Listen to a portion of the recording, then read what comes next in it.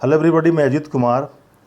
आज हम शेयर बाज़ार के टेक्निकल एनालिसिस के एक इम्पॉर्टेंट टर्म गोल्डन क्रॉस पर चर्चा करेंगे। हाल के दिनों में यह काफ़ी चर्चा में रहा और देखेंगे कि गोल्डन क्रॉस क्या होता है, यानी इसका डेफिनेशन क्या होता है और क्या गोल्डन क्रॉस की स्थिति उत्पन्न होने पर तेजड़िया यानी बुल्स का प्रभाव बढ़ जाता है। और यह भी देखेंगे क्या गोल्डन क्रॉस हमेशा ही सही होता है। सबसे पहले डेफिनेशन देखते हैं।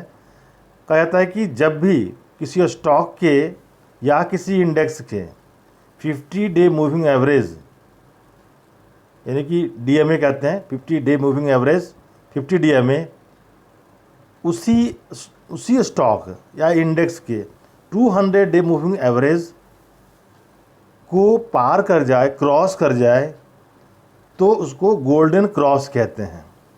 इस ग्राफ से समझिए कि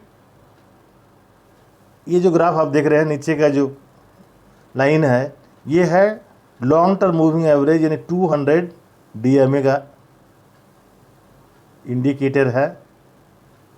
और ये जो ऊपर की जो लाइन है वो 50 डीएमए को इंडिकेट करता है।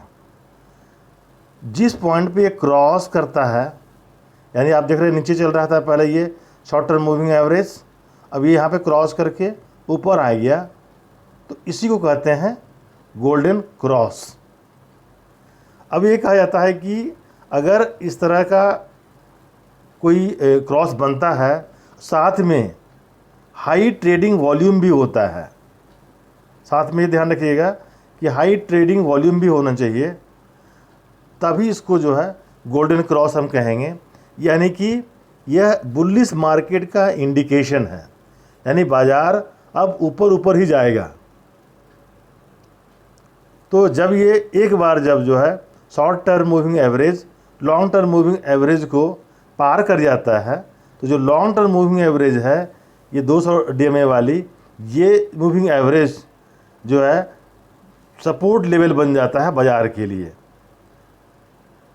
अब जब इस तरह से स्थिति पैदा होती है, यानी कि जो शॉर्ट टर्म मूविंग एवरेज है वो काफ़ी तेज़ी से आगे बढ़ता है और लॉन्ग टर्म मूविंग एवरेज को पार करता हुआ ऊपर चला जाता है, और ऊपर जा कर के अगर ये कुछ दिनों तक सस्टेन करे तो इसे हम गोल्डन क्रॉस कहते हैं।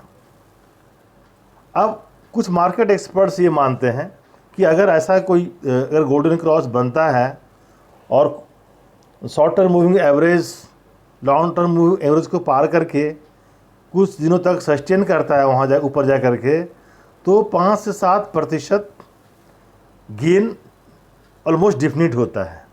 यानी कि बाज़ार हमेशा बढ़ता ही बढ़ता है, तो एक डिफिनिट गेन की स्थिति होती है, मार्केट बुलिश रहने की संभावना सर्वाधिक होती है। साथ ही यदि जो short term moving average 50 DMA है वो अगर सस्टेन न कर पाए और फिर गिर करके 200 डीएमए को टच कर जाए और नीचे आ जाए, तो यहाँ पे भी एक क्रॉस बनता है जिसको हम डेथ क्रॉस कहते हैं। यहाँ गोल्डन क्रॉस हो गया और यहाँ पे डेथ क्रॉस। तो ये दो टर्म है, ध्यान रखेंगे इसको। अब कह रहा है कि क्या ये गोल्डन क्रॉस हमेशा सही होता है, तो ऐसा नहीं है। मोस्ट ऑफ द केसेस में ये सही होता है, लेकिन ऑलवेज सही होगा ऐसा कहना उचित नहीं है। कई बार जो है short term moving average cross तो बनाता है लेकिन वो सस्टेन नहीं कर पाता है, और इस तरह से जो है हमेशा सही नहीं होता है। आज के लिए इतना ही। वीडियो को लाइक करें, सब्सक्राइब करें, कमेंट करें। धन्यवाद।